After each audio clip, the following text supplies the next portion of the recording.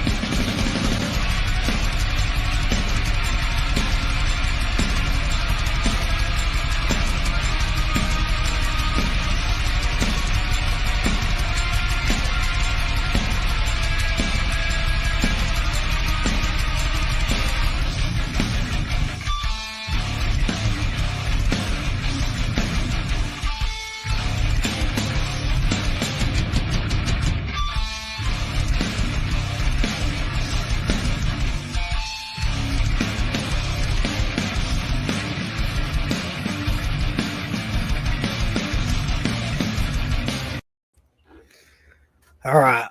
There I'm going to give we this go. shit a go. All right. Here we All go. right, here we go. All hail Knights at the Gimmick table where we spit the truth at the infamous round table. Boogaloo is not here. I am LowRyda. That's Kaide Lothbrok, the artist formerly known as Stockade. And Yeah, buddy. the Gimmick table. So what's up, man? How's it going? Did you have any shows this past weekend? Yeah, man. This past weekend was IWA Vintage Pro in Oh shit, I forgot about that. South Jersey. I forget the town, like close to like Deptford and Deptford and Williamstown. But yeah, it was the return of Foxy. Oh, that's 12 awesome. years, yeah. And dude, it went awesome. I was telling her in the car, I was telling everybody, like I haven't had chemistry with someone like that since Crusher. Like we just clicked. Well, the history's there, you know, and she may have not been in the business for this past however many years, but you know, she knows what the fuck she's doing. Oh yeah, dude. I mean, you know, she wasn't nervous till right as soon as the music hit, but dude, like she never left. And going forward, man, like we talked, and she's coming up to Binghamton. She's gonna start managing me up in Binghamton, and oh shit, yeah, that's we're gonna try to make a run of it, man. You know, I know she's getting pretty fired up and hot that people are asking her about Damien coming back. So oh shit, she's got a chip on her shoulder. But man, no, it was a blast, dude. Great company, fun time, no drama, no BS, just That's good awesome, overall time. man. Yeah, That man. is awesome. I'm glad y'all had a good time, man. Because you know, Yeah, we'll have the footage soon. I'm just Yeah. waiting for the There guy we to go. send it. There she is. There's there my we girl. go. Now we got my pops. What's up, pops? What up, man? But yeah, man, let's pay some bills. Yeah, buddy. And then we'll get with our Foxy, we love you too. And where the fuck are they? There we go. I'll let you go first, man. You got sleeves, man. They offer great quality products, from the arm sleeves, the knee sleeves, the tights, the joggers, the headbands. They even got those dirty boxers for someone in your life that is an athlete. You definitely need to check out sleeves.com. And don't forget, use the promo code MWAPOD to get your discount. Yeah, and don't forget about them dick sleeves either. Oh yeah, Mega loves them. Yeah, the mega dick sleeves. All right, healthvape.com. Health Vape sells healthy vaping alternatives. All their products have no nicotine, no harmful or addictive chemicals, and they're vitamin infused. So make sure you pick yourself up some of their vape or pod products using our code MWAPOD for that 10% discount. All right, and what else we got here? Yeah. Follow us on Twitter and Instagram at MWA World, and subscribe to us on all podcast platforms and YouTube, MWA Podcast Network. If you're not watching us on Twitch, check us out on twitch.tv/MWA World. Make sure you subscribe to us, send us bits, help us grow. And what's the other shit? Storefrontier.com/MWA World, where I don't have a shirt with me. So that's all right. It's all right. You know, you can get yourself an. Oh, wait, hold on. We got that right here. You can get yourself one of those Knights at the Gimmick table shirts and help us out. Pay the bills, man. Help us pay the bills. Yeah. Well, you know, I say, you ready to bring our guest on? Let's do it, man. I'm excited. I'm looking forward. I haven't spoken to this guy in Man, it's got to be a few years now. I don't know about you guys, but I haven't spoken to him in a while. It's been forever. I think the only thing I've said, or really is just like, probably a happy birthday thing on fucking Facebook over the years, Yeah, man. So, Nah, I feel that. So yeah, I'm excited. But here we go. Tony. There he Burma. is. This guy. All What's up, grown brother? up. Yeah, a little bit. What's up, man? How you been? Things are good, man. I can't complain. Happy and healthy. Just doing my own thing. All that matters, right? Well, how about you guys? What are you guys up to? Podcasting. Still wrestling. Still doing dumb shit. Yeah. Getting married. Just life. You're getting married, huh? I'm getting married. Yeah. Who the fuck would think of that, right? Yeah, man. Hey. Can say the same about you, I guess, right? Yeah. Hey, But yeah, man, no, just living life, dude. This Boogaloo and LowRyda are in Florida doing God knows what. Everyone's it's all different. I just drink a lot of beer, I don't drink a lot, but when I drink, it's a lot. There you go. But yeah, man, we appreciate you coming on. So this is happy just to be here. Yeah, this is just shooting the shit, man, telling stories about the career. We like for us, man. The reason why me and my brother decided that we wanted to do this shit was to get our boys out there that we feel like some people might have forgotten about over the years. Some people, when we were starting out, there wasn't all the fucking YouTubes and it definitely was not. It wasn't as easy to get the love that a lot of these motherfuckers get nowadays. So that we were what are the kids called? Chasing cloud? Is that cloud chasing, man. There's some workers out there. That's like their nicknames, like the cloud chaser. Bro, it's serious though, man. So we were like, what? Originally we were only bringing on motherfuckers that we started out in this business with, people that we liked doing this business. And it's like, then we added Stockade because obviously he adds a whole nother aspect, of people that we don't really know too well, but man, he brings a different demographic. Is that? Yeah, he brings the white folk on. Token white guy. That's what I am. I'm the token white guy. You guys want to get all the state prisons to tune in? They're trying, man. They got to fill that quota. Yeah, but yeah, man. No, so we can take it from the top, man. I'm sure I've asked this question. I'm sure LowRyda's known about it, but for the audience, what got you started? What got you into wrestling? Who area you trained? How'd you make your journey into the crazy business of wrestling? Just like anybody else, growing up during the golden era, where it's like my earliest memories of wrestling, it was either right before my third birthday or right before my fourth birthday. At the Nassau Coliseum, and that was something my father and I had bonded over. And I remember seeing, my first memory is Hogan and Santana, Tito Santana, obviously, against Jesse the Body and Macho Man Randy Savage. Oh shit! And I remember we had floor seats, I couldn't see a thing, and he put me up on his shoulders, and I just remember thinking to myself, man, I want to do this with my life. This is gonna be me one day, And my parents probably just thought he's just some crazy normal kid with some phase that he's going to grow out of. But the first opportunity that I got, I jumped at it, and that actually wasn't until probably, I think I was about to turn 19 the first time I stepped into the doghouse on Jamaica Avenue in Brooklyn. I remember you back then, man. Yeah, it's crazy. I mean, I remember when you first started coming around there, actually. And I don't know what happened, but my earliest memory of you was, man, I was reffing at the time, and I totally I don't know if there was a miscommunication between, I don't know what happened, but I felt so bad. I felt the heat on me, when I walked through the curtain, I called for a DQ finish on some. Oh no shit! I think it was a ghost shadow match, and you came out to interfere, and he had a valet that went to interfere, and I wasn't supposed to see it. I was supposed to see it, I don't know. I was getting pieces of information from different directions. Man, I just called for the bell, I was like, fucking ding, ding, ding. That's it. I don't remember that. I remember you being there training and shit a couple times, Like I remember when I first started going there, but man, there was so many. It's crazy how many people were Yeah, bro. over there throughout the years. A lot of people went through those doors. Yeah, man. So is that where you? That was where you originally started out? Was I at the got my doghouse? feet wet because a buddy of mine from high school was like, "Oh, I'm gonna start what they call this underground wrestling fed." He's like, "I know you want to get into The this." He's Saturday like, gimmicks. so basically, he went to the doghouse, and he would rent the ring basically and put on these shows. But I didn't even know how to take a bump, you know. So then we started like all meeting there like once or every week or two to like start trying to learn some stuff. But when I saw like what these guys' level of commitment was and what they wanted to do, and it's nothing against them, but this was just like a bullshit hobby for them, and it was not what I wanted. I'm looking over at you guys in the ring, like Lathon, Papa Don, fucking Boogaloo, everybody, Homicide, tearing it up in the ring. And I asked Lathon, I pulled him aside. I'm like, well, what do you think? How are we over here? And he looked at me and he goes,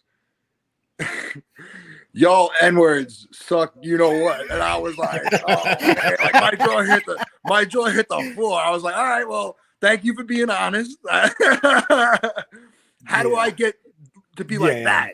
And he's like, sign up. He's like, we'll take you under our wing and we'll show you some things, And before I could really gain a lot of like positive traction, they were about to move schools and then they never wound up reopening again. So after that happened, I heard about Critical Mass School in Hicksville, and the rest, is where NYWC is history. Like, I took a lot of lumps and paid a lot of dues at the doghouse, and then primarily I learned a lot from Mike Mayhem and Curse and Crusher. But when Whipwreck came aboard, I always said it turned me from like a wrestler to a worker. Like it clicked for me at that point, like picking his brain and having him critique my stuff and explain things to me. That experience was invaluable. But everything I learned along the way, from Doghouse to Whipwreck and everything in between, that's basically the mixture of spices that I have.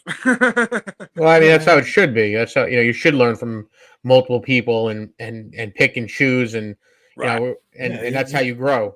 Exactly. If you fucking, there's plenty of people that do it though, but like for us, when me and my brother started out, we were at Gleason's, and it was like, oh, you can't go other places because it was like frowned upon, Right. So then once we started branching out, it was like, oh shit, like for me, for a while, I was the only small dude, so once I went to the doghouse, I was like, fuck, look at all these dudes that are actually small and can actually fly and do cool shit, it's like, damn, okay, Gaining experience is invaluable, man. I'm telling you. Man. The only downside I'd say about the doghouse was a lot of the times it was like, especially like if you were just coming in there, it was like you're gonna take your fucking abuse way more than the next dude, and sometimes it wasn't helpful abuse. Yeah. It was like, hey, let's just fuck this dude up today. When I came to the Critical Mass School for the first time, they're like, do you have any experience? I was like, yeah, I used to train at the doghouse for like a year or two. And they're like, or like, sporadically for a year and a half, whatever, till they closed. And everyone's jaws hit the floor. I felt like I had gotten like, I was already the toughest guy in the room who was in there, because I already knew that these little freaking like spoiled little Long Island kids never had a taste of anything like that before. So, and I brought that there. Like Stockade will tell you, when he signed up, who was the one guy you didn't want to fuck with other than Mikey? No. We'll get into those stories and stuff. I mean, my class, we definitely had it handed to us by, I was the first Mikey class. So, I had it probably, my class had it probably harder than anyone after that, like Mikey was full on in, and then progressively, it just happens over time. And, but yeah, no, man, I definitely took my lumps, man. Yeah. No, man, look, I definitely took my lumps, plenty of times of shark bait, and then you and your brother coming down and putting the fear of God in us, and then just getting the shit kicked out of us. But then Stockade became that guy too at the school. No, but that's how that's how it happens. but that's how it happens, right? You know, Yep, you 100%. stay in long enough, and it's I don't know, man. Like I think that's why like LowRyda and Boogaloo always say that they gravitated towards me or I gravitated towards them. It's like I didn't look at it as like I'm sure like the same for you. It wasn't bullying or being beat up. Right. It was a respect thing. It's like well, you're paying your fucking dues. Yeah. Like, nowadays, but it's a rite of passage, And plus, we're a group of old school guys. Like that type of stuff was done mostly to protect the business back in the day. You didn't want. You didn't want just anybody out there. It was a rite of having passage. the privilege of lacing up the boots and getting into the ring. Yeah. Now it's all about the money. Yeah. The money. Yeah. Man, Which I mean, hey, can you sell me 10 tickets? Too, don't get me wrong, but it just shows you how times have changed. Yeah, I mean, look, wrestling schools essentially it's a business. You got to make your money, but at the same time, I mean, like I said, I think when I was training guys, I mean, I would get into arguments, but like you got to sometimes sit people down and be like, yo, you're not meant to be a wrestler, but you can be this, you can be that, you can be, there's other things you can do. Right. It is what it is, man. The business has changed. Some, in my opinion, for the better and some for the worse. But I'm an old bitter fuck now. Yeah, So. I definitely feel like as the time is gone, it's definitely leaning toward the worst because it's just like, man, everybody's so fucking privileged and sensitive and entitled and like fucking Burma. You remember when you were first starting out, they were still licensing and everything, right? Oh yeah. So yeah, it was crazy, man. Like to see like now when motherfuckers just started getting on New York shows with no training just for selling tickets, it's like, what the fuck, man? You had to be fucking trained and legit before you were even allowed to fucking do shit in the ring, Yeah, you needed what, like 3 signatures from another licensed wrestler, right, or something like that. 3 licensed wrestlers or a school. Yep. So. I think when I joined, I think they either just stopped it or they stopped it like a couple months into my training that you didn't need to be licensed anymore. Once I started like working like a full-time, like normal like full-time thing, schedule, I guess you would say. Yeah. It became irrelevant at that point. It wasn't necessary any longer. But could you imagine like working like back in the day where you're like going to pretty much every state and you have to have a license for every state that you're working in? Dude, I have some of the licenses, man. I had to get licensed in Maryland and it was a joke. They were like, you need to do 25 push-ups and this many jumping jacks in this many seconds and this many squats. But it wasn't like anything ridiculous. It was like 30 squats in a minute. I'm like, that's it? To be licensed to and then like obviously they have the rules, no pile drivers, no this, no that, right? But it wasn't like something where I was like, well, this is a physical test where you got to be in shape. It's not like a police exam. It was like 30 push-ups in a minute, 30 squats in a minute, and 60 jumping jacks. I was like, dude, and what did they charge you, like some application fee probably? Literally, dude, the promoter, it was for Maryland Championship Wrestling. The promoter covered it. I think it was like $5 or $10. The athletic commission literally licensed you right there and then. That's hysterical. And it was like, oh, you had to run in place for like 45 seconds. It was like a elementary school physical fitness test. It was the stupidest thing in the world. And they're like, all right, you're licensed in Maryland. I've heard New Orleans is their licensing is still fucking ridiculous. The only one I know that even runs, or I don't know if he runs shows there anymore, is Luke Hawks. Yeah. He was like the only guy doing it. New Orleans is like a dead zone for wrestling, unless it's was that Wildcat Wrestling? Yeah, I think they're restarting up now.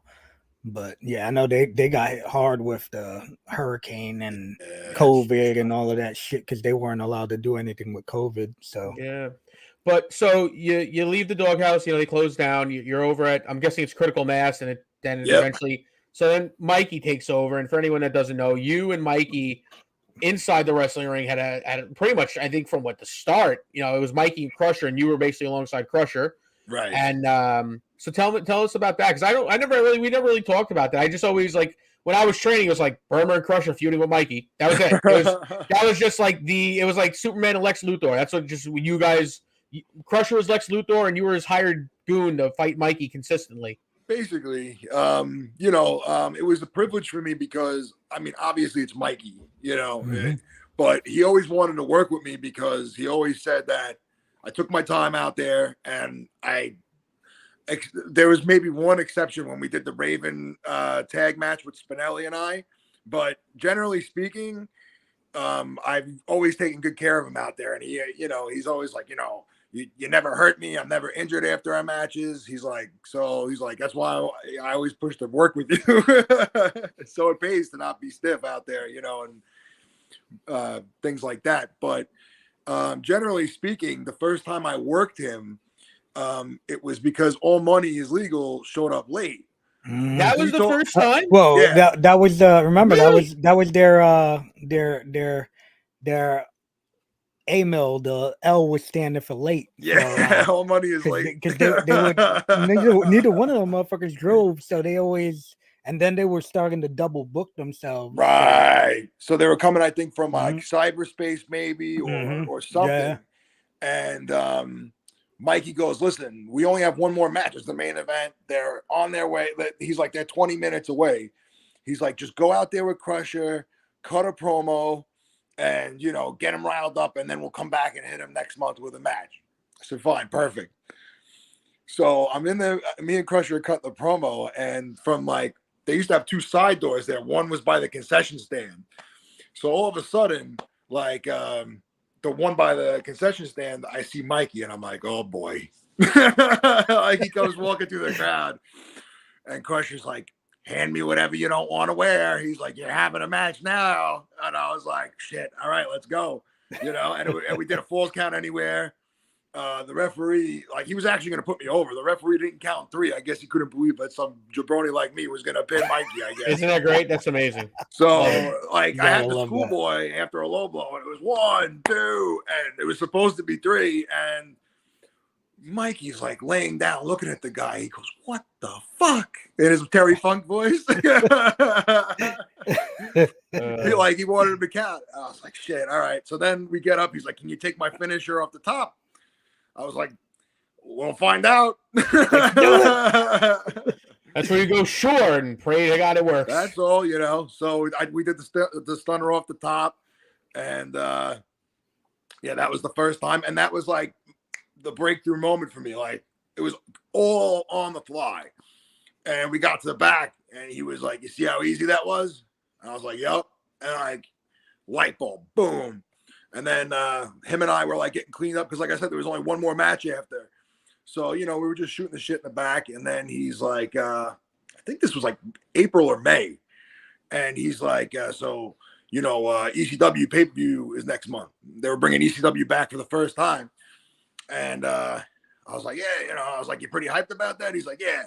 He's like, I'm bringing Cardona and Mason Rage, who's like one of our other standouts at the time. He goes, I think I want you to come too. And I was like, whoo, all right, man. I was like, that's cool, So I wound up like, that was like also my first time being taken like with somebody in the know, in the business, like, of name value backstage to an event. So like, that was pretty awesome. That's fucking awesome, pretty cool. And then you were pretty much married to him till he retired the first time, and then kind of when he came back, and I mean, I think that's like, I know like him and Crusher and you and him pretty much is like, if there was like a best of Mikey Whipwreck DVD of NYWC, or I think you guys would definitely be like chapter 1 through 10. Like we did a lot of cool shit, man. I'm trying to think how many Psycho Circuses we were in together. I mean, I think I was in like 8 of those matches. It's fucking awesome. Yeah, I was the in a Psycho few. Circus was always fun, man. Yeah, when you're splitting people's heads open. Oh man. Hey, I love having my head split open too, though. As weird as that. Well, I mean, not like Nuke where they damn near sliced him. Like I don't know if we were allowed to talk about. Oh, it. I bring it up all the time, dude. Listen, I bring it up all the time. The funny thing about that, well, nothing funny about it, but when you guys pitched like that spot to us, because we were feuding, Nuke and I were feuding with the presidents at the time.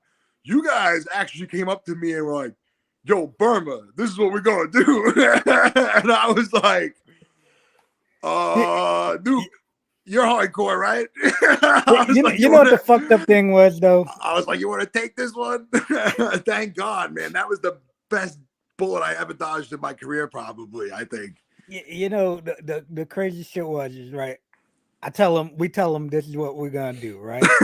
And he's like, yeah, cool. He looks at me, he goes, hey man, make sure you bring that chair shot because you're small. So if you don't hit me hard, I was like, don't worry, bro. I swing this bitch like Ken Griffey. I told him just like that. I said, bro, I'm gonna swing this bitch like Ken Griffey. He's like, all right. Yeah, it Bro, I was. fucking hit him. Boom. You fucking and then me And and then Spinelli when were he holding saw the Louis cage. wind up, he was like, whoop. Oh my He god! ducked his head and it was like split. I saw his fucking. It was like dude, peel back. Yeah, it bro. was It's like- like scalp I always peeled felt back. It was like Oh. this. Like you take Like a the shirt, flap. And peel all it. of a sudden, I'm hitting Mikey with a staple gun in the thigh, like pretending to staple him. And he goes, Burma, would you fucking take it home with Nuke? And I'm like, why? And I look, I'm like, oh, I Yeah. see all the blood in the ring. the- I was like, oh yeah, don't worry, we're gonna take it home as soon as we can. Bro, Wow. that fucking skin flapped down, and I looked at Louis. I'm like, fuck. Dude, We he both had said it at the some- exact same time. We're like, fuck. And he's laying there, and he touches his head, and you see the skin go, and then it fucking goes back down, and he's like, oh fuck. Oh man, I can fuck. throw up thinking about it. He's like, Yeah, it oh was- fuck, and Louis like, Nuke, feed up. He's like, oh fuck. Louis like, Nuke, feed the fuck up. He's like, oh shit. Louis like, feed up. So he looks up, and we're standing there with the fucking chairs. We're like, bang, double side chair his ass, and then Louis like, roll out. So he rolls out. Louis picks me up, throws me at him. Me and him He was both go making through sure the you got table. that last thought in. Well, it was the fucking to take it home, bro. We go through the table, and then I fucking land on the table, and the fucking leg of the table goes right through my pants into my leg, and I'm like, "Fuck! Tell me I just impaled my leg." I'm like, "Motherfucker!" And I can't tell because I had those big ass baggy pants on, Yeah. and I'm like looking like, "Fuck! Am I fucking stuck here?" But I told him, I lay on top of him like, "Get up, walk the fuck out, don't sell, just go." And he's like, "Is it bad?" I'm like, "Just fucking go." Bro, I get up, I start walking, and fucking Terry Funk comes out and just starts punching me. And I'm like, we're on this fucking same team. What are you doing? No, I'm like, that's why a are you different punching year. me? That was a different one. That was a different bro. year. Was it really? Yeah, that was 2 years after, a year after. More, No maybe shit. a few after. Yeah, because that What was the the one you're fuck? talking. The one with Nuke was the second one we did at NYWC. That was when you guys just debuted. yeah. Really? Fuck. Yeah. You're and- thinking when remember that. when Funk was there. That was when With the Jack in the Box shit. no, and- that was when he was the special enforcer. He wasn't on anybody's team, and it was every It was man like- for himself. Yeah, it was like a big 10 man. Ah. Beretta hung the belt up, and you guys were feuding with Mega and Nana that year. That was when Mega choke slammed me through the table. Oh my god, Yeah. dude, that shit was Yeah, crazy. yeah. And Terry Funk, thank God, like I noticed. See, I was how, always like, so high. I I don't mean, remember. he's always reckless, like crazy out there. Dude, he's just like randomly Yeah, bro. throwing shit at people. Like the Hitting number one people rule of with the trash circus. cans and Number one rule of the circus is make sure fucking somebody's looking at you before you hit him in the head with something. Terry Funk's just like throwing chairs, No, tables. it's Terry Funk. I mean, Pierce, what's up, brother? Yeah, he was fucking firing off punches at me. I was like, what the fuck? I'm like, I'm out, man. I'm eliminated. Like, So- God damn it.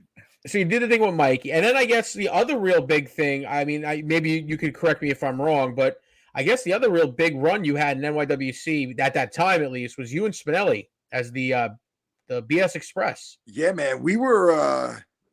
I wish we could have extended that. In hindsight, longer. You know, when Myers and Matthews got signed, Cardona and Myers. You know, they flat out asked Mikey and Shane asked them like, who do you want to drop the belts to? And they're like, Burma and Spinelli, and that was like honor for me. You know what I mean? But their response was good because that's who we wanted you to drop them to. Good, yeah. But Man, you know, y'all were a good team, man. we just gelled. You know what I mean? Like it was weird. It was one of those, and it's been like that with every team that that I was a part of. You know, at least in NYWC, where like we just kind of got mishmashed together, and then we just had Nice great fucking work. matches, and things just kind of took off. You know, Yeah, it's unfortunate that he didn't stick around longer, but you know, we could have definitely. He was, dude. He was a natural. He was so good. Like, He was. I mean, he must have been so good because he was fucking high as a motherfucking kite all the time. But I mean, he just had a natural charisma to him. He was awesome. And Yeah, he you know, like I said, I love the kid, and you know, a little funny story about us, him and I. My first interaction with him, we were doing like some bullshit tag-ins like during practice or whatever, and the kid could jump, right? So the kid shoots me off into the ropes. I think I call drop kick, right? Kid freaking, I'm 6'4", right? Boom, hits me in the face. No problem at all. I'm not complaining. Just making a point how high he could jump, right? So I cut him off. Boom, go to throw him up for a suplex, right? I hook him, call suplex. I know where this is going. This fucking kid doesn't jump. Sandbag, yeah. Oh my God. So I muscle him up and I just throw him while he's upside down into the ropes. Abs first across the top rope.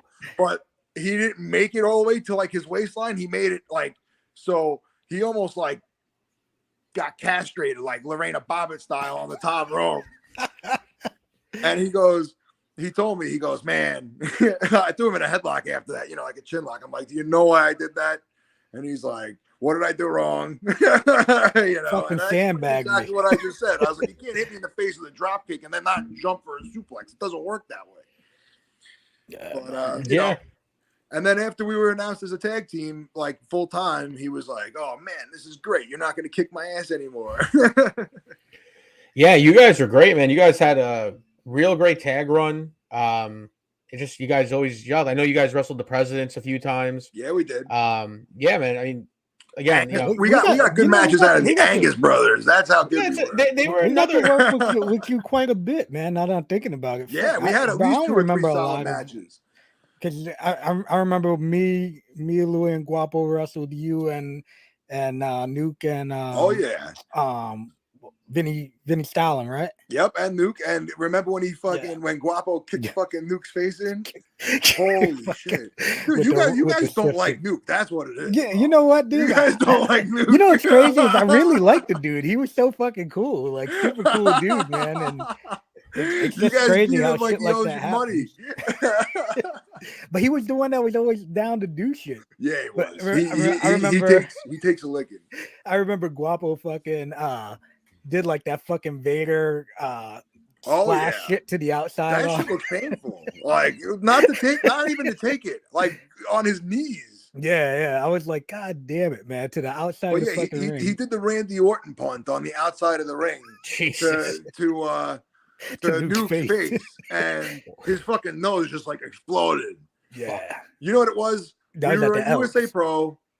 It was supposed to be us and the Lunatics like featured as like the main part of the match. They gave us like 12 minutes, but they put like 2 other trios teams out there, and the other 2 teams went over 12 minutes before we even got tagged in. And we were telling him like, take this shit home. And I see Boogie getting fucking hot on the apron. He's just like steaming, like angry. And I'm like, I'm probably gonna be okay out there, but you guys need to be ready to get your ass kicked.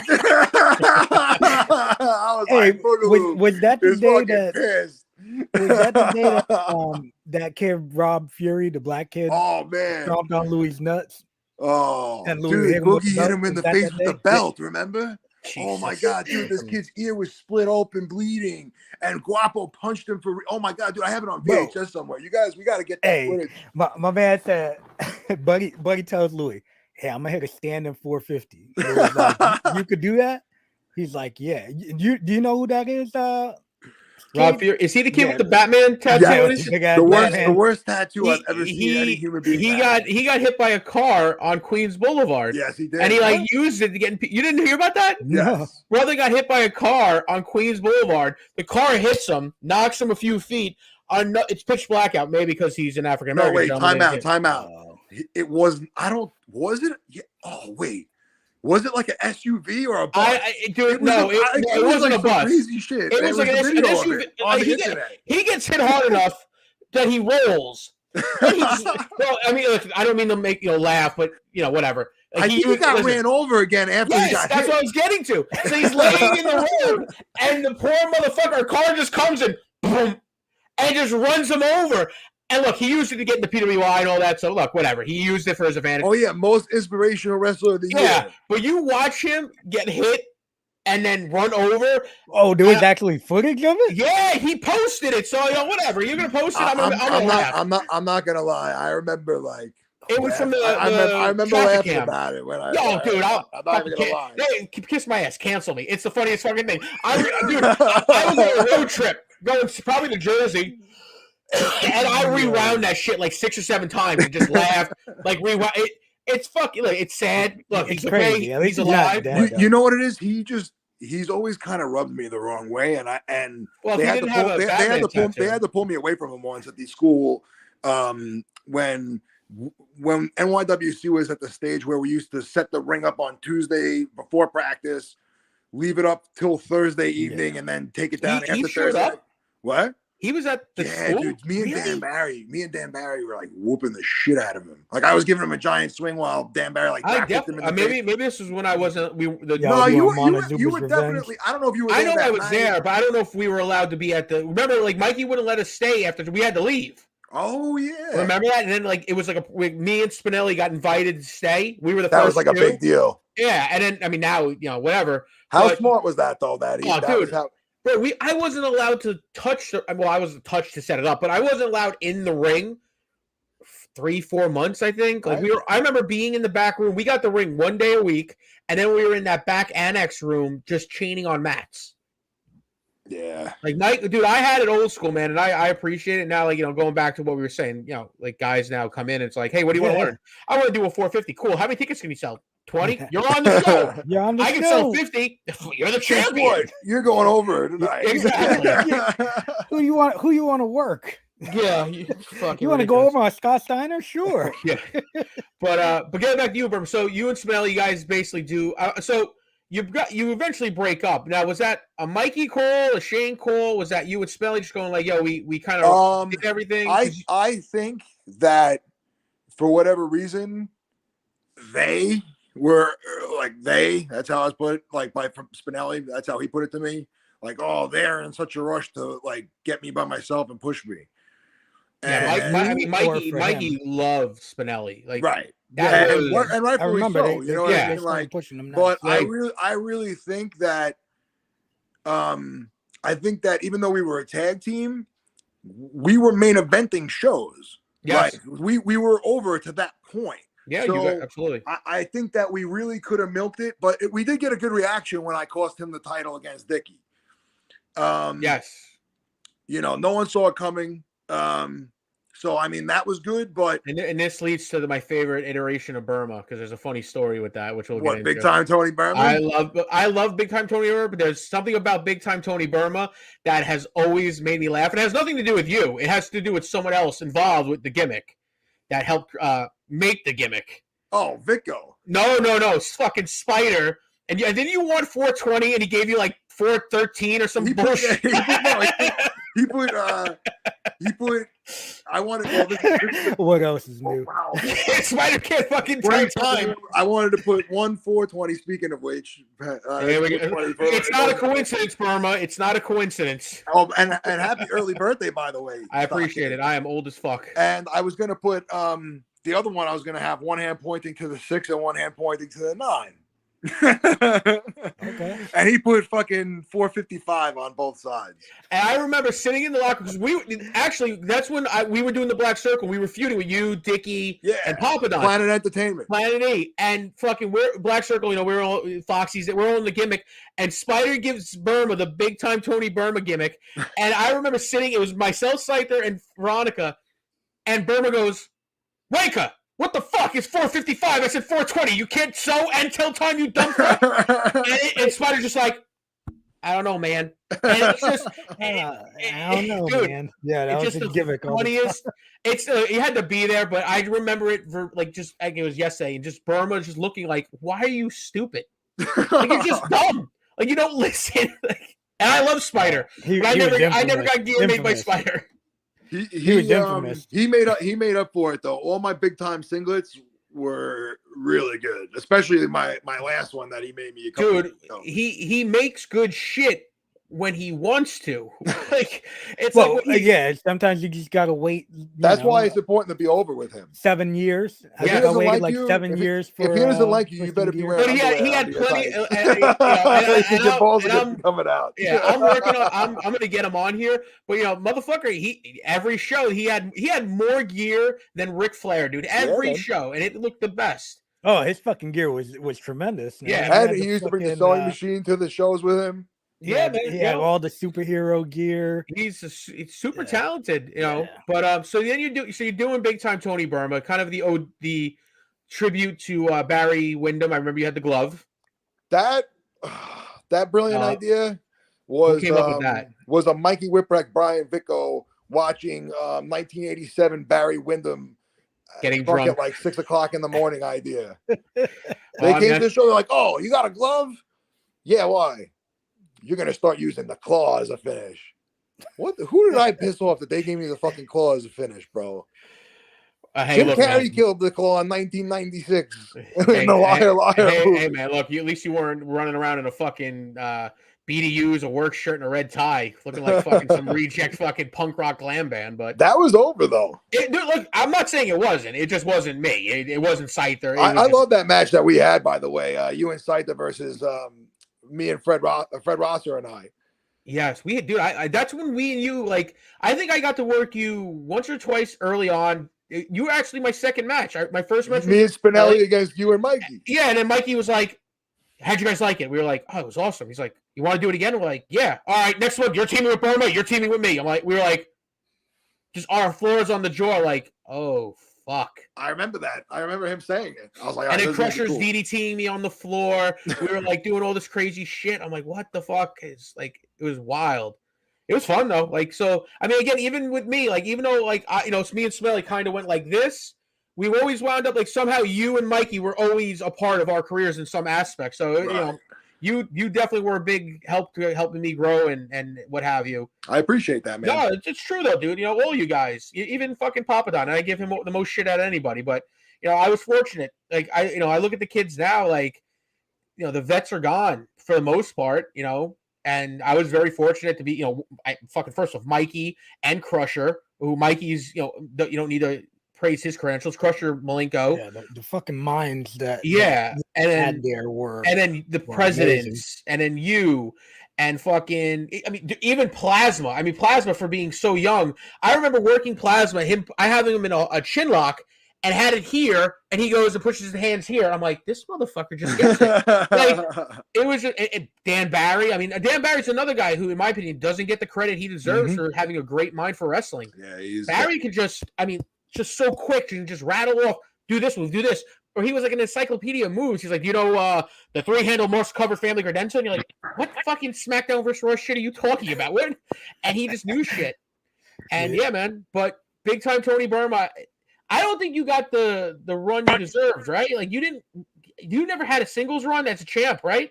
No, I have not. Something that I don't want to say it haunts me, but I don't think that you've seen my last match. There we That's go. good to know. That's Okay. Good. I'll put it to you that way. Little peek behind the curtain. Late last year, I actually had 2 commitments for bookings, but I kind of keep like my family life private and stuff. Somebody very close to us got very sick and is very sick, so like me making sure like my wife doesn't have anything to worry about. My kids are like, I'm basically like going into overdrive with like making sure like my family's taken care You're a of family and man, all that yeah, type of man. stuff. Family So first. that Dude. there's less stress in other areas, so to speak. But yeah, man, I mean, Outlaw Wrestling had a bill with my name on it next to Homicide. You know what I mean? And I had to cancel on them last minute, and I felt so horrible about that. I was like in tears over it, but it just, at the time, it was the right thing to do. Damn, that's I was awesome, supposed man. to, I was supposed to do cool. a reunion with Look who the Ryan fuck Rush showed up. before he moved to North Carolina, which we still might end up doing down the road, but it didn't, at that time, it was not our schedules just didn't line up at the time. That's his promo voice, Louis. No, it's a little, a little emotional, a lot going on. So, I mean, we're all happy and healthy under this roof. Thank God. Dude, that's all that matters, my man. wife, my kids. I don't think anyone would give you shit for putting your family first, dude. Right. Yeah. If they do, fuck them. Yeah. Exactly. No. But I feel bad because like I didn't handle it as well as I should have. I don't know. It's another story for another day. I don't want to get hung up on that. No, absolutely. Dude, look, man, Bull's a good guy, dude. And then knowing Bull, and if he reached out to you to work, he was very I'm sure cool he'll have you it, back. I'm sure he'll have you back. Like, look, man, me and Bull had a little bit of an issue. We just recently squashed it. I have no issue with him. We're both the band children of NYWC, so we kind of bond on that. But no, man, if he brought you back, fucking. I think I've been meeting. I was supposed to meet up with him actually a couple of weeks ago. We're due a conversation, and not even just regarding that. I'm very passionate about the wrestling business, and I'm getting to a stage in my life now where I want to contribute to companies in any way that I can. Whether it's my brain, my body's not what it used to be, but I'm near the best shape of my life. 6 months ago was probably like where I was at my peak, or maybe a year ago, but I'm 2 weeks away from dieting, from being right back there. Okay, that's what's up, man. Gotta put the taco and the beer down, and I'll be all right. The beer is my downfall. Oh man, isn't it everyone's? It carries all that water weight. That's what it is, bro. Yeah. But thank you, man. Thank you. But I'm looking potentially to get involved with the company financially at some point if I like what they're doing and I agree with their long-term vision. That's like I'm getting to a point in my life where I might financially be able to put that on my list within the next 5 years. Sweet, you know man. what I mean? So, Dang. I would love to do that too. That's always been awesome. Like a little thing of mine, like my own. Yeah, man. That's my own little universe. You got enough fucking mind for this business. You know what I'm saying? Like, I appreciate there's so many motherfuckers that are running feds and are involved in feds that don't know shit about this business. They know a lot less, or even know a quarter of I've worked with plenty what of them. Any of us know. You know what I'm saying? Like, and right. The fact that you want to give back to it like that, man, fuck, do it, bro. If you can, why not, man? Yeah, man, do it. Hey, fuck. Louis wants to know if you told the story of getting MRSA. Oh my god. You remember that, huh? Man, my brother remembers everything. Wow. Wow. You want to tell us? Well, no, what happened was Wagner got what did he have on his arm that one time? Was it MRSA or was it it was ringworm that turned it was ringworm that I don't think he got MRSA. They had to like fucking disinfect the whole canvas. Ringworm is a type of MRSA. So MRSA is like ringworm, cellulitis, and like MRSA's like there was like that huge MRSA outbreak that happened that everyone was freaking about. All right, so this freaking shithead got the ringworm or whatever the fuck he had on his arm, okay? And he didn't know what it was. Right? I say that with love, Wagner. I do like you, but I was so pissed at you for this because I went up to you and I said, "Don't tell me that you're getting in the ring with that." And he looked at me and he held his arm up and he had the pre-wrap on and he had tape over it. I remember. And I said, "You really think that's enough protection for every other person that's going to be in this ring?" And it was like, I think I was getting married in like a week. And my wife was cool enough to let me do 2 shows the weekend before. She's like, "Just don't fuck your face up or anything, I was like, "Don't worry, they're putting me in an 8-man tag." So the next day they bring it. Like we did the Friday night, Saturday night thing or whatever we did. We had a show in that Queens building, that middle school or high school, or whatever it is. Yeah. And it was so hot in there. So I'm sure whatever disease was on there was festering even more. I was in an 8-man tag, bro. I might have been in the ring for like a minute and a half. And you ended up getting it. The next morning, my wife looks at my head when we wake up. Oh, it's on your head? It's like in my hairline and stuff. She's like, "Yo, what the hell happened to your head?" I'm like, "What do you mean?" She's like, "Go take a look." And I'm like, I look in the mirror. I'm like, "That piece of shit Wagner." I'm like, I told him to take care of himself. and to take care of everybody else, and he didn't do it. And I healed him out for that one too, man. I was not happy about that. Yeah, but dude, and what in the summer, that fucking building, I remember guys would sweat their asses off, especially Papadon. That motherfucker was greasier than a fucking pig. And that canvas, no joke, dude, that canvas was growing fucking mold. Yeah. And I was like, probably from our blood. well, no, dude, well, you got all these guys wrestling. It's in a fucking 120-degree building. It's just cooking, and no one cleans it.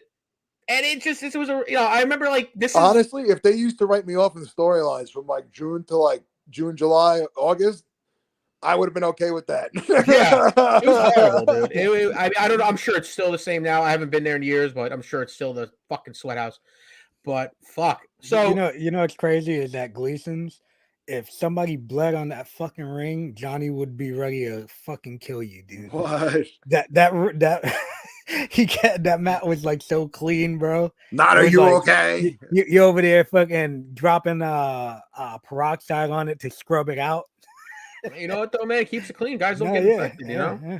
So you do that. You do Big Time Tony Burma, right? And then from there it transitions to Big Time Rush, right? Is that kind of? Yeah.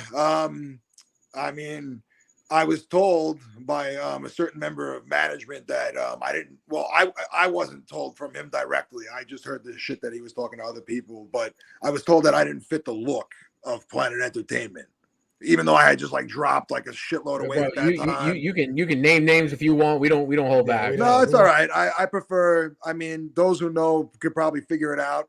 I'm sure we know. You know. So and but it is what it is. I don't harbor ill feelings like that. I mean, it might sound like I do, but whatever. I mean, you ask like why I was never a singles champion. I feel like it basically boils down to the head of the company of NYWC, basically. But whatever. I mean, whatever position I was put in, Big Time Rush is another prime example. I made the most of it. You know what I mean? I made the most of it. It was a great. Bart was green as goose shit. You definitely made him. It was another. Who's that? Ryan Rush. Ryan Gallione. You guys were gone. Was he the redhead cat that you started teaming with? No, you know who he was? He was the guy that the one that Burma's referencing, the head of the company, had come up to you and had a conversation with you because both of you have a the lisp. And he thought it'd be funny if you and him had a conversation. So I don't even fucking remember. Well, you drink a lot. Yeah, but yeah. Back then I did a lot more. He used to be a timekeeper. Big tall motherfucker. Almost stole, I think about to stole Burma. Oh, yeah. Now I remember. Okay. Right. Yeah. So like they take me out of Planet Entertainment and they put me with this kid who, and I'll admit, I looked in the ring and I was like, all right. I was like, I'll show him how fucking good I can be. Dude, I'll be honest. He was, and this is not a shot at Ryan, Bart, whatever at all. He was not a Spinelli. He did not have the natural ability of the charisma. You 100%, in my opinion, made that kid. He was a little bit awkward, and I was a little tough on him in the beginning, but you'll never find a nicer guy in the world. Oh, no. And he was willing to work hard. He busted his ass, and he fucking got better. You know what I mean? He got to the point. They made him the champion while right. he was still he got to the point where Mikey said, and I think maybe that was his way of protecting me, and because I honestly think that in his mind, the next logical step was for me to get jealous, turn on him, and maybe then finally get my big moment. I was going to say, because I mean, it was the same thing with Spinelli. Spinelli got the run and you didn't. And again, it was their management was very adamant about not doing a traditional split of having, and Mikey said, you're making him look like fucking Marty Jannetty. Yeah, I was going to say, were you waiting to get super kicked through the fucking right? And I despite getting both of them over and getting him, and that's what you would have. He was a common factor that basically was the backbone of the team that helped these kids grow. So right, and I was so happy for both of them, and I told them both the same thing because I knew what the deal was even then. I said, "This is one of the proudest moments of my career because this is probably as close as I'm gonna fucking get to holding it." That's know, what I like, told him. you know, Told it to Spinelli, and I told it to Bart too, man. That's just and I feel like that's the truth. Hey, I just think it's I don't know. It's you very remember odd. this, Burma? What? Louis said, did we tell the story when you gave him Oh the Ron no, Simmons spine I was buster? waiting, but I can tell it. That's a great story. I actually remember that. Your As soon brother, as he posted that shit, I was your, like, ah, your yeah, I brother, remember that. book. All right, so I'm 19 years old, right? And I'm dating this girl, and she's like all up in my shit, like obsessed with me. Not in a healthy way at all. Like I had to cut it off eventually because I saw where it was going. But you know, Burma made the huge mistake. right. Well, which, like I said, I was green as goose shit. I didn't know any better. But she was like, "Oh, I'll take the How you like." doing, Now, keep in Jim? mind, it's an Thanks for hour tuning each in. way, usually at least, or with traffic or whatever, depending what time I was going out from Long there. Island. She's like, "I'll take the ride with you. I'll come hang out." I was like, "All right, cool." So I take her to train, and she's sitting there watching me wrestle, you know. So Boogaloo hits me with a snapmare, right? And he goes, "Is that your girl?" I go, "Yeah." Freaking full force Taz crossface, bang, right across the old jawline, boom. I was like, fuck. I'm looking at him like, why? So I started like trying to take the heat back a little bit, so I don't just like get my ass pounded. And oh man, he went to shoot me off into the ropes, and I reversed it, and I blanked, right, and I panicked. And I'm just like, Farouk Spinebuster. and he sandbagged the shit out of me too, and rightfully so. He's probably like, fuck this guy, his fucking second time in a ring, not jumping, taking this bump for him. Right on the back of his dome. But it was like the most awkward bump. I think I dumped him on his shoulder, and I just saw a look on his face, and I was like, shit. And before I knew it, this was the worst part of it.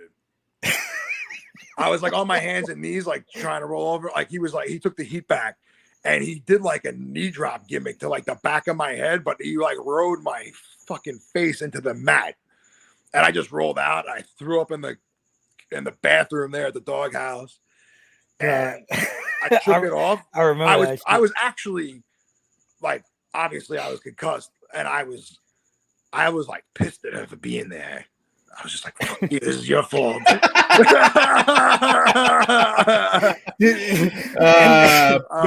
fucked up thing was that, but you know what though? Like I got back up on the apron, I shook it off. Like I had mat burns on my like nose. Yeah, his nose was all fucking. Yeah, all dude. the fucking. And had everybody like blackheads Lathan that nodded popped at me out like, his "Yo, nose and good for everything. you for getting back up here." But yeah, that was a rough day at the office. I remember that shit. Louis was like, "That's your girl?" You like, yeah. He's like, "You like this?" Wow. Like, oh no. Yeah, that was not fun. Yeah, that was like the number one rule, especially at Gleason's. Like, you don't bring your girl to training. It makes for a great story, though. Yeah, absolutely, absolutely, for real, man. So, for real. So that was pretty much like that was the end, pretty much, right? The big time rush was the last real Louis run says over he there. loves you, man. Yeah, like I don't know. I guess I feel like I had this feeling that because I remember was I teaming? I think I was teaming with Mikey, and we were the tag champs. I think we worked you guys, and I want to say it was the Celtic Saints. I don't remember who else it was, but you guys got like locked out of the cage. It was some asinine thing. I'm like, why are they locked out of the cage? It was just I got my face busted open with the chair right before. I was gonna make like a I was toying with the idea of making a comeback, and shit. when no one cares. No one cares. Block him from the chat, especially not Stockade. Yeah, screw him.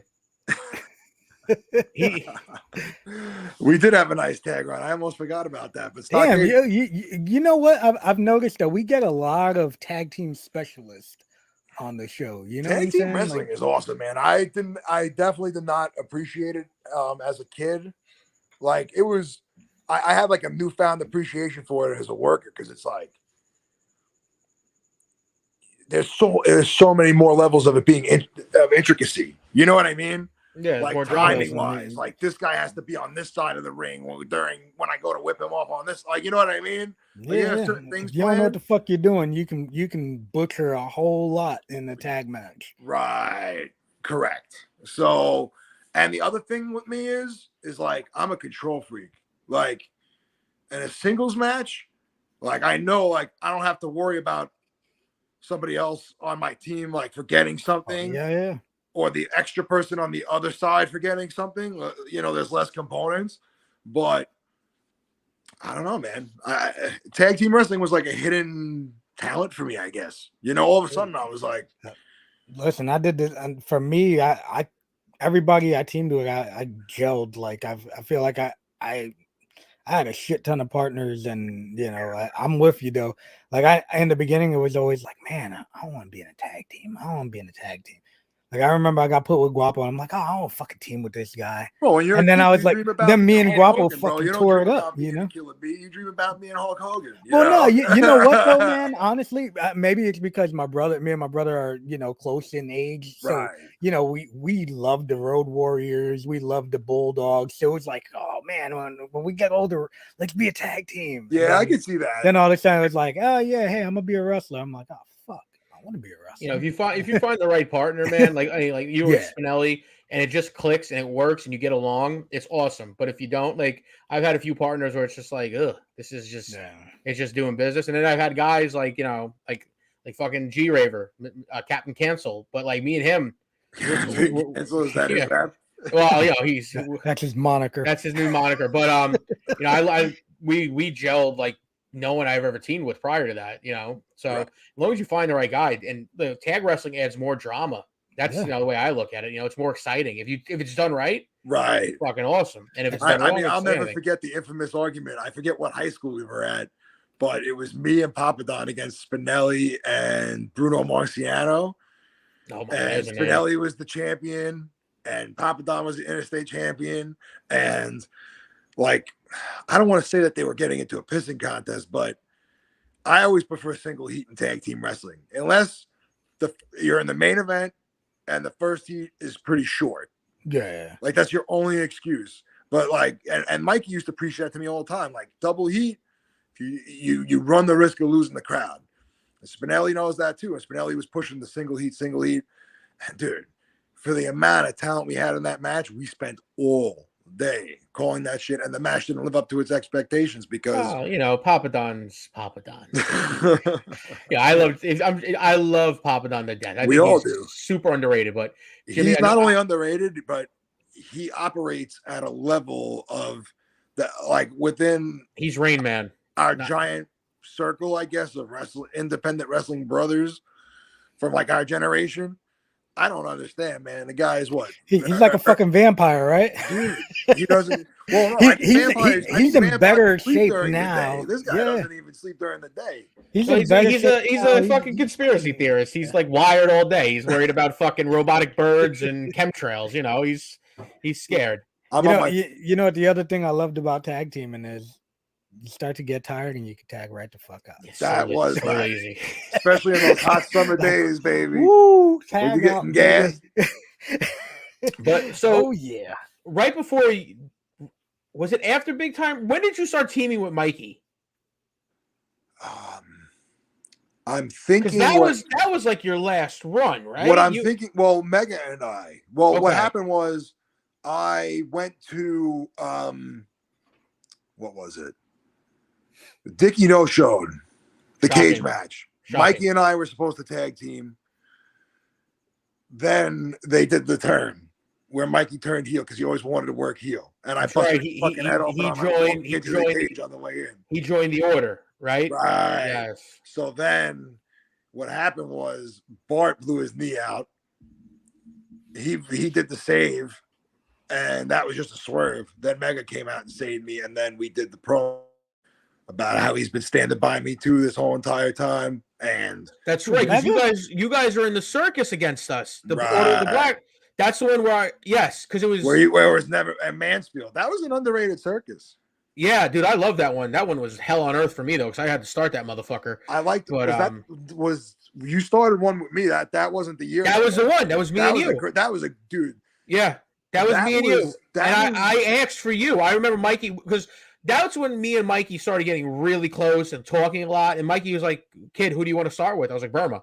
I'm like, "Burma." I'm like, "If I'm the Arn Anderson, Burma's the Ricky Morton." nice. I'm like, that has to start it. And I mean, I haven't seen everyone since then, but like I remember thinking to myself, between all the shit we did, like me breaking the keyboard, like other people were involved too. Like I broke that keyboard over Wagner's face.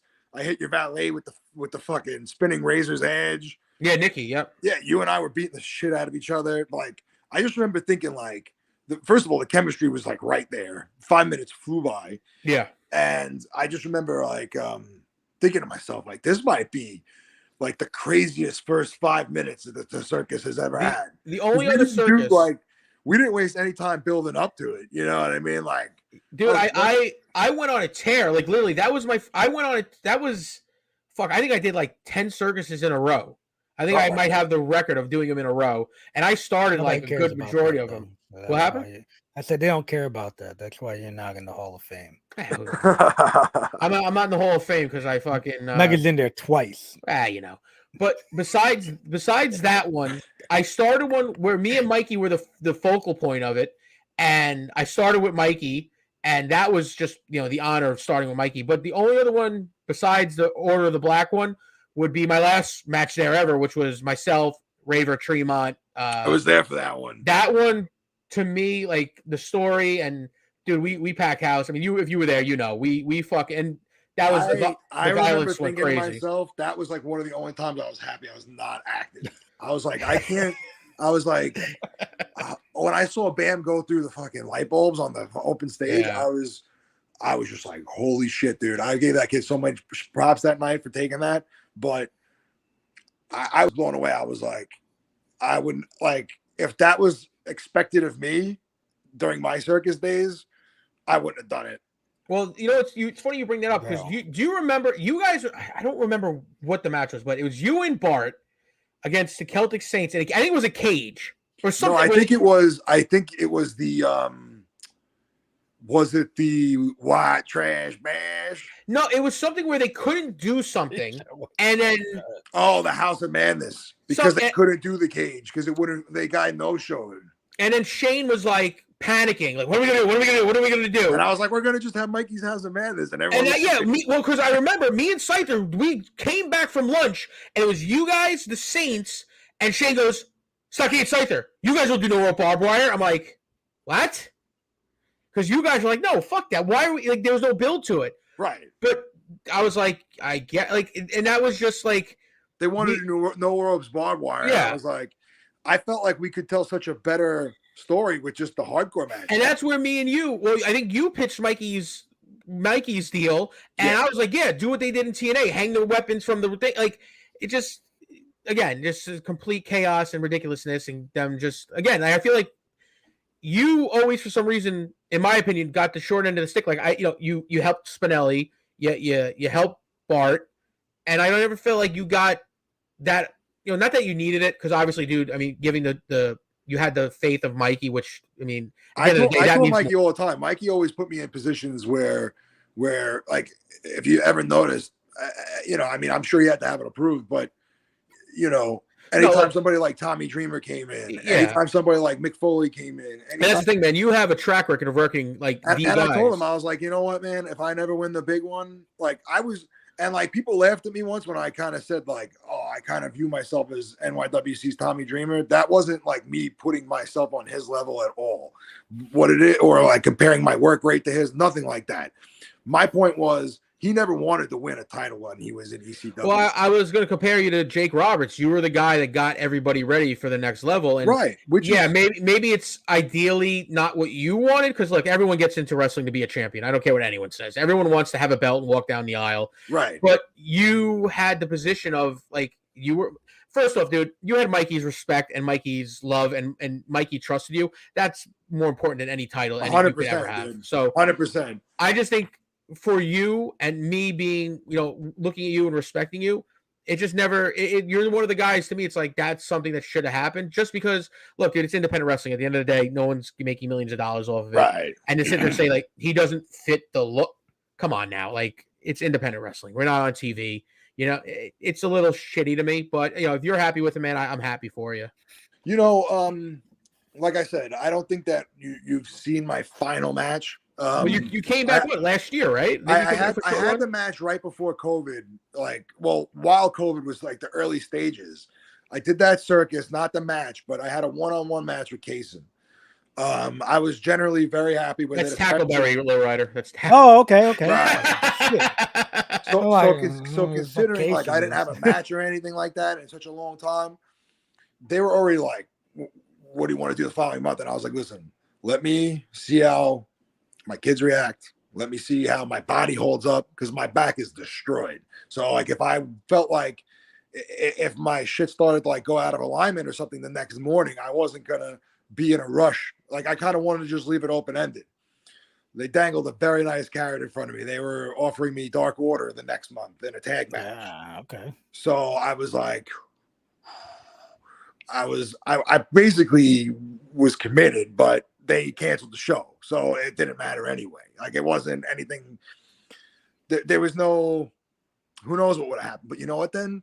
Then Alex and Johnny got full-time contracts. Like you never know like how the stars could have aligned. You know what I mean? Like you have a good match with the right person. Like you just never know.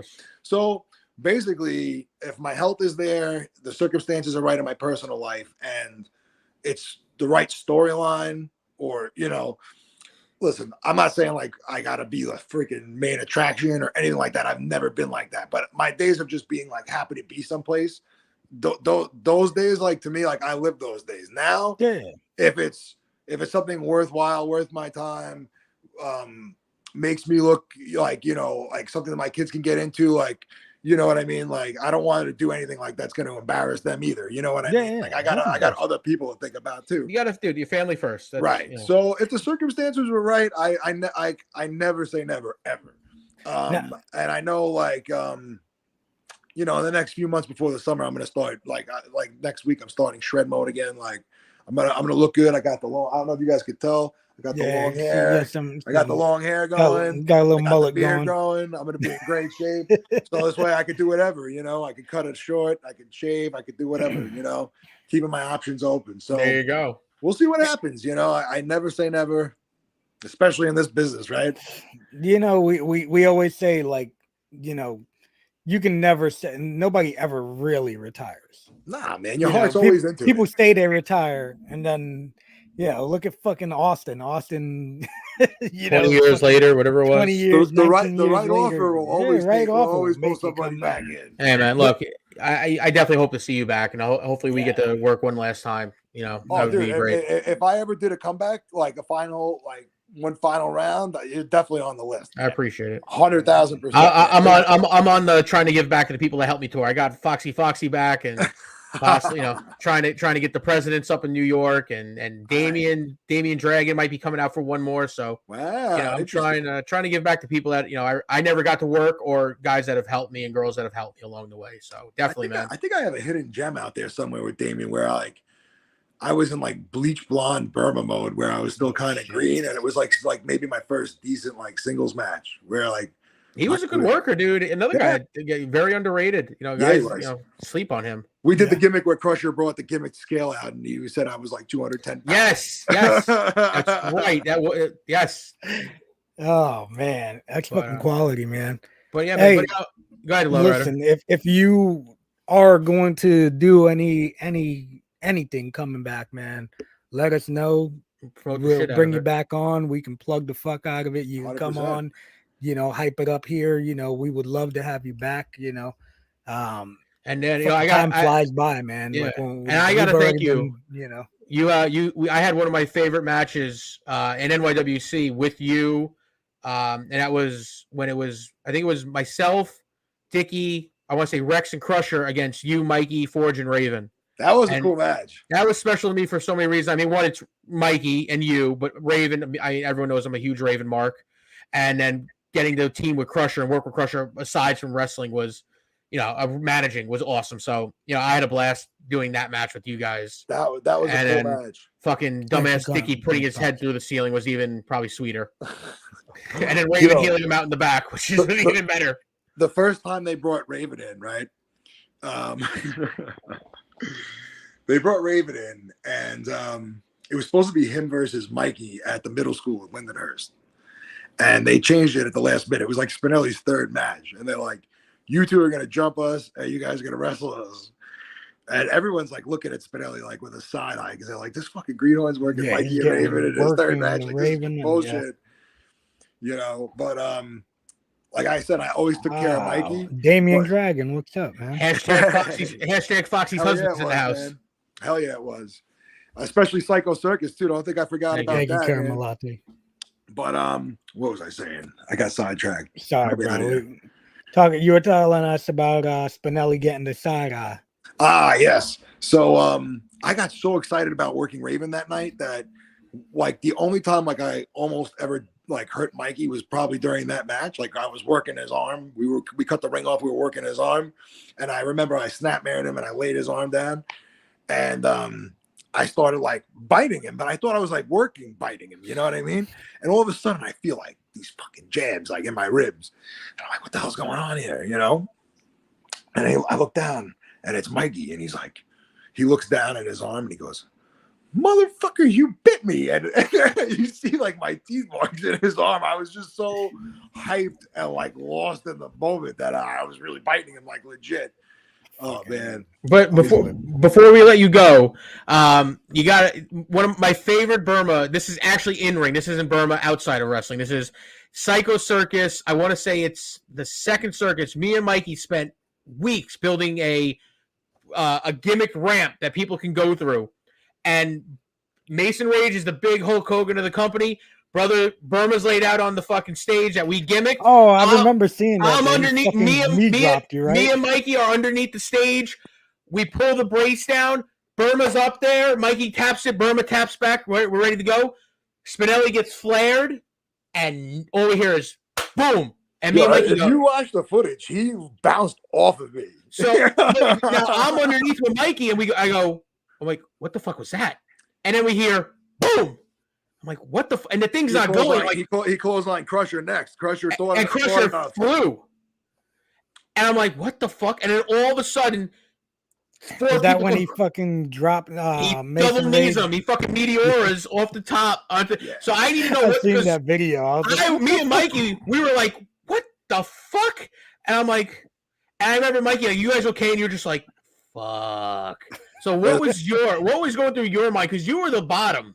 I'll tell you one thing. I was relieved before I could say anything else, because what happened was Spinelli obviously was supposed to get powerbombed onto me through.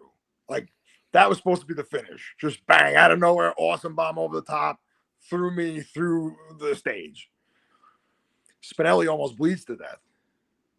Right? Yes. So they eliminate him. And Mikey's hitting me going, well, Burma, you're going to have to go through the fucking hole. And I'm like, I'm 6'4". Like, you know what kind of like precision he's going to, like, he's never practiced throwing me. He's only practiced throwing Spinelli onto me. I was like, I'm worried about my head clipping the stage. You know what I mean? Like, and if you watch the tape, I'm just dead selling in the corner after Spinelli gets eliminated. I'm like, if I'm taking this bump, I'm just going to lay here. And once Spinelli makes a comeback, it comes from the dressing room. I'm like the Undertaker. I just like sit up and I like start jumping and hitting everybody. Like I was so relieved. I'm like, I'm so happy to see you right now. You have no idea. I was gonna have to take that shit by myself. I was like, I was not ready for that. So yeah. So then of course he does it. He bounces off of me. I'm like, what the hell just happened? You know, panic a little bit. When Crusher does it, then I'm just like, oh man, what's it gonna take? You know. But you know what though? Honestly, hindsight being 2020, it actually probably worked out better the way it did. It made it look, in my opinion, like more legit. You know what I mean? Like, well, it was legit. You know, it took like, I mean, listen, you get what I'm saying, but like, no, yeah. It's not like a table where like Mason goes right a through big it right away, dude, and man. they're like, oh, it's probably some fake thing. It's being that Damien's watching. It's funny funny story about that same trapdoor. He tried to like set me up on the ramp and do the Eddie Guerrero roll after like Mikey's like, nobody take any bumps on the ramp tonight. And he's like, you'll see on the video, he's like Eddie Guerrero roll. And I'm like, nah, man, you can't do it. Sorry, I know you want to, but that's just not That would have happening. ended up breaking the fucking thing. Oh man, it would have ruined everything. Listen, NYWC and ramps never work because the same circus that you came to, my last circus, Mikey was supposed to come through the stage. Nobody informed the kid filming that the stage was Gimmick, and he jumped over on the stage and went right through the hole. And almost broke his leg. Yeah. So yeah, dude. And I remember. Burma. Yeah, go ahead. No, that's it. Go. Trapdoor, NYWC and trapdoors. They never worked. Hey, I was gonna ask you, man. Before we wrap up, what's the craziest story you have about hanging out with the boys? You don't gotta name drop anybody if you don't want to get them fucking canceled or anything. I mean, there's a lot of ground to cover. Yeah, but you know, just give us your favorite podcast, man. dude. That's a whole podcast. All right. Mikey takes me to ECW, right? Okay. I meet with them. They went to the Philadelphia show the night before, right? They did like that hardcore reunion at the arena thing. So they all did that, and then I met up with them the following day at some hotel in New Jersey, like the night between the Philly show and the Hammerstein, like WWE reboot. Yeah. And Mikey's like, Vandenberg, fucking Padre is going to be there and he's going to love you. And, we partied, we hung out all night. We did many blasphemous things, but the highlight of it, and this is probably why this will take the cake. You guys could use your imagination what went on. But at the end of the night, Mikey's like, I call him hack number 2. And fucking, we were going all night like the nature boy. But he goes to me, Vandenberg looks at me, he goes, Burma, you're not hack number 2. You're hack number 1. That's awesome. That's how crazy awesome, we dude. got that. Jesus. Actually, no. That story is amazing. I got one better. Better. Go ahead. This is my favorite one. Oh, actually, I got 2 more. I'll make it quick. Do it, bro. All right. First USA Pro show I'm doing, right? Sandman's on the show. And I'm like, I did ring crew that day, like paying my dues type stuff, And Mikey always told me, he's like, whether you're the first, ring crew or main event, you shake everybody's hand, do your thing, be professional. So I'm in the bathroom and I see Sandman. And he's got this like giant, like fucking 2-liter bottle of ocean spray. And he's got a bottle of Bacardi, right? And I walk in there and he's dumping this fucking ocean spray down the toilet. Right? And I'm like, oh, sorry to interrupt you. I stuck my hand out. I'm like, my trainer's Mikey Whipwreck. He always, stressed the importance of introducing yourself to everybody, no matter, what your spot is. And I was like, I'm just starting out, but it's a pleasure to meet you, He stops, he puts the bottle down, he shakes my hand, right? As I'm walking away, I feel him grab my shoulder, right? He spins me around and he goes, you know what, kid? I really like you, but don't you ever interrupt me while I'm mixing my cocktails. And he takes the bottle of Bacardi and he dumps it upside down into the ocean spray mouth bottle. And he just lets, like, basically he was making himself like a half ocean spray, half Bacardi, like jug to like drink during the day. And then he just like passed out in the corner, kept going, is it intermission yet? Yeah. We actually worked you that night, bro. I think that's the night that shattered Nuke's face. All right, last one. This is probably the coolest one. ECW one night stand. Me, Cardona, and Rage are standing backstage, like in this like small little hallway that they have that like you can see out to the arena from, right? Like you like through a curtain. So we're like sitting like standing maybe about 20 feet away from the curtain, and I'm facing the curtain. Their backs are to the curtain. They're facing me. And they were just going over the finish, right? Vince McMahon was losing his shit. It was like the one where like they all fucking hit that finisher on Vince or Bischoff. That's what it was in the ring. Like he hits the stunner. Like Austin came out partying with them. So Steve Austin comes through the curtain, right? He's got 3 or 4 beers in between 2 hands, right? He tucks one underneath his armpit. I see him like walking towards us, and I'm like trying to be like a ventriloquist. I don't want to like mark out. I'm like, hey guys, fucking Steve Austin's coming. Just be ready. You know, they're like, what? And by the time I could even repeat myself, he shows up and he slaps me in the arm. Right? He goes, so what are you three misfits doing here? Right? And I'm like, well, we're here with our trainer. He goes, well, who's that? Mikey Whipwreck. Well, damn, son, I'm sorry to hear that.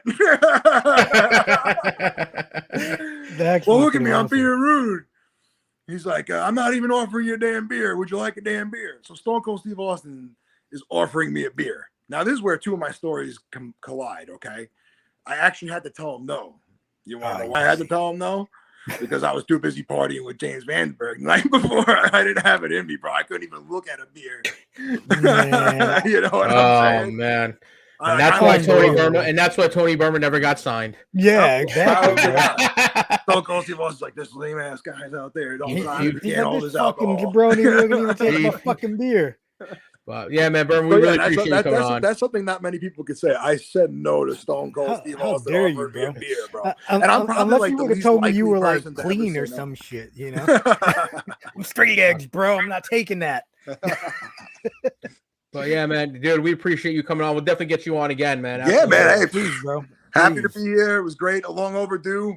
My daughter Absolutely. used to have basketball on Wednesdays now. My Wednesdays are free now. There we go. We'll definitely get you back on, man. Hell yeah, bro. man. Please, Anytime, man. bro. We appreciate it, man. Thank you. Appreciate Have a you. good Hey, night, if people want to find you, Yeah, you yeah. want to Plug that plug social. anything?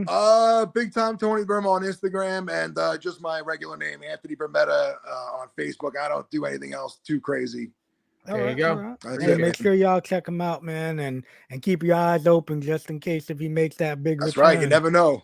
Never Exactly. say never. But yeah, man, thank you again. Appreciate Have it, a good man. night, gentlemen. Later, Later, brother.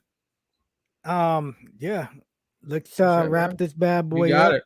We got she's fucking healthvape.com. Health Vape sells healthy vaping alternatives. Use our code MWA pod for that 10% discount. And sleeves, man. Sleeves offer great quality products from arm sleeves, headbands, knee sleeves, tights, joggers, socks. They even got those dirty boxers and then dick sleeves that Mega likes. Yep. If you are an athlete and someone in your life is an athlete, you definitely need to check out Sleeves and use the promo code MWA pod to get your discount. That's right. That's right. Now make sure you got anything coming up this weekend? Yeah, man. This Saturday I am at Titan Pro Wrestling, making my Okay. making my debut wrestling for the hardcore title because I can't get away from this goddamn hardcore deathmatch shit. May 7th, I am at Excite Wrestling, returning with the lovely Foxy. Awesome. May 11th, I have another booking. May 21st, I believe I'm in New Jersey for Ace Championship Wrestling. And then back in IWA Vintage Pro and Excite Wrestling in June with Foxy by my side. So yeah, man, got a lot coming up. Yeah, starting to That's get busy awesome, again. man. No, hey, fuck, man, do it, man. Yeah, I'm glad. I'm glad to hear that, man. Make sure y'all check us out. What Friday? Are you gonna be on with Mega on Friday? You never know when I'm going to show up. You don't even know. We don't even know. But next week we got Nick Burke finally after the long-awaited Nick Burke. For real? Hold on, I actually got a flyer for There that, we go. so we can plug there he that. is finally. We finally got Nick Burke. Fuck, man, I haven't seen him in fucking forever either. Yeah, it's gonna be a good one, man. He's got a little good story, so I'm looking forward to that. And yeah, like and subscribe and check out all the shows on the podcast network. Yeah. Make sure Fridays we got killing the business. Any random day of the week you're gonna get shooting the shit uncensored. Wednesday mornings you get the what the fuck is that shit?